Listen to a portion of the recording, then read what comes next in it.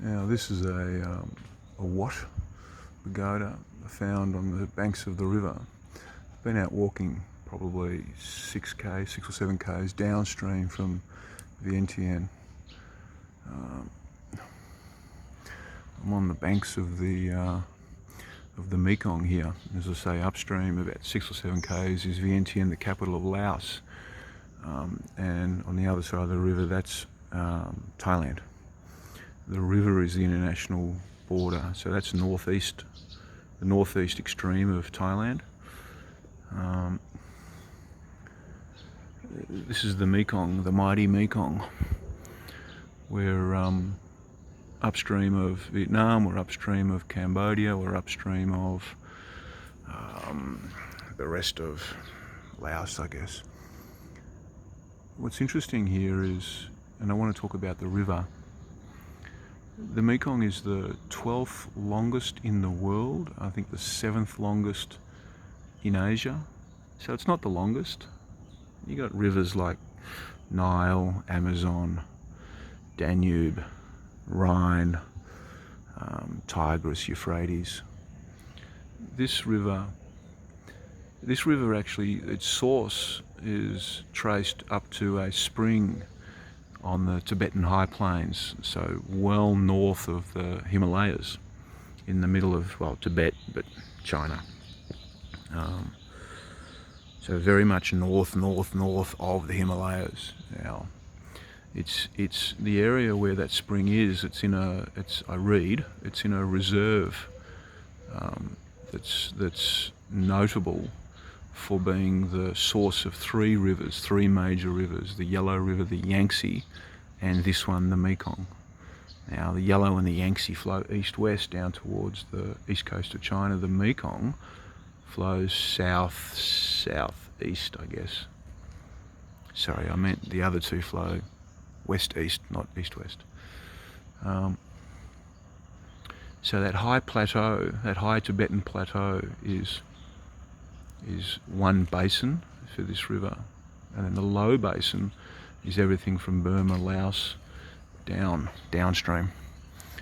This river, when it crosses into Laos and Burma, up the top of Laos, along the border there with southern China, it gets down into this kind of flatter land. It widens out and the flow slows down. Oh, there are fish jumping in that water down there. It's a fascinating thing. It's a gutter. It's a place where excess water flows. The low basin, which is all this space from northern Laos down here, along the border there with Thailand, cutting straight through the middle of Cambodia to the south of here, down through Phnom Penh, and then turning left a little bit and across the border into southern Vietnam. Once it gets into Vietnam, crosses that international line between Cambodia and Vietnam. By that stage, the river is already breaking up into outflow tributaries, the delta, the Mekong Delta. And as it crosses southern Vietnam, across Ho Chi Minh City and down towards the South China Sea, pretty much all the way across Vietnam, it exists as the Mekong Delta. It's an amazing thing, not just this river, but all these big rivers. You can trace the movement and the migration of people anthropologically to rivers like this, because they present water, year-round, perpetual supply of fresh water. But not just that, they present fresh water year-round along a long geographical span, the length of the river.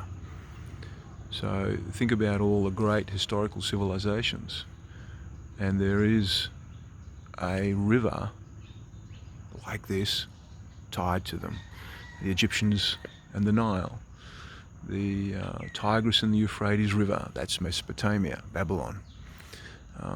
All the European civilizations are tied to the idea and the fact that there are fantastic rivers all sourcing out of the mountain ranges across continental Europe.